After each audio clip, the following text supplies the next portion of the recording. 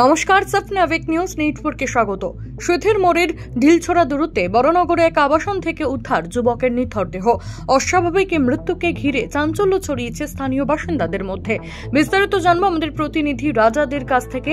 রাজাদা, ঠিক কি আপডেট রয়েছে?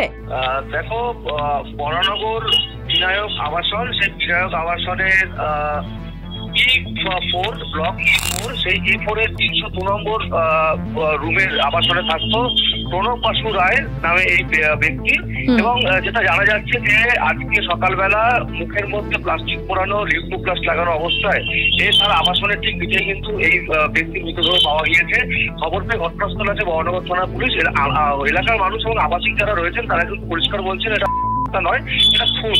এবং এই ঘটনায় এলাকায় চাঞ্চল্য তৈরি হয়। বড়নগর থানা পুলিশ এসে মৃতদেহ উদ্ধার করে নিয়ে গিয়েছে এবং গোটা এলাকা কিন্তু কটেন করে কিন্তু ঘিরে রেখেছে বড়নগর থানা পুলিশ।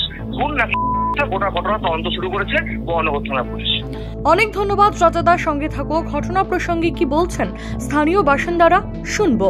আমি ব্লকে থাকি, ঠিক আছে। আমার নাম মলয় রয়। আমার ঠিক নিচেই হয়েছে ঘটনাটা, ঠিক আছে। ওপর থেকে আমার বাড়িতে ডগিও আছে। ওপর থেকে যদি করে তবে নিশ্চয়ই একটা আওয়াজ হবে। আওয়াজ হলে প্রথম আমার ডগি আমার জানে, এতটাই আমার ইয়ে হচ্ছে, ঠিক আছে। কিন্তু মনে হচ্ছে যে এটা কেস যতটা আমার মনে হচ্ছে নয়। এটা কি অবস্থায় ছিল? এটা অবস্থায় ছিল পুরো মানে ওই মুখের মধ্যে পুরো আপনার প্লাস্টিকের একটা মানে পলিথিন পুরো ইয়ে করা ছিল। তারপরে ওই দিয়ে ওই র্যাপার দিয়ে নিয়ে পুরো মুখটাকে বন্ধ করা ছিল। কি নাম জানেন? নামটা হচ্ছে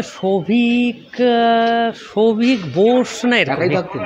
না, ফ্যামিলি আছেন, ওনার মা বাবা আছেন, ওনার একটা বাচ্চা আছেন, ওনার ওয়াইফ আছেন। কি মনে করছেন খুন? আমার তো মনে হচ্ছে এটা তো পরিকল্পনা একটা মার্ডার।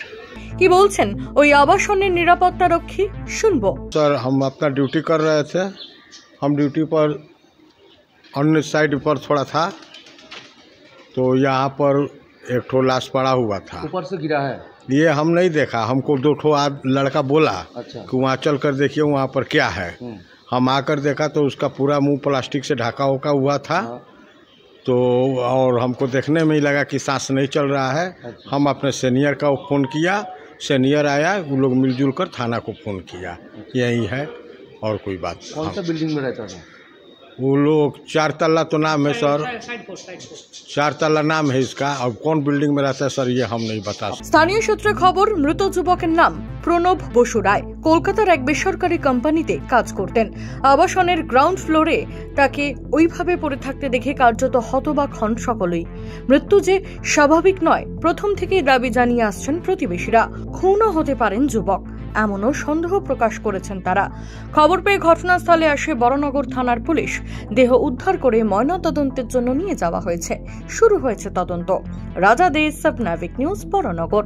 সমস্ত খবরের আপডেট পেতে লাইক করে সাবস্ক্রাইব করুন সপনা আবেক নিউজ। সেই সঙ্গে বেল বাটন প্রেস করতে ভুলবেন না। আপনাদের একটা সাবস্ক্রিপশন আমাদের জন্য অত্যন্ত মূল্যবান। জয় হিন্দ।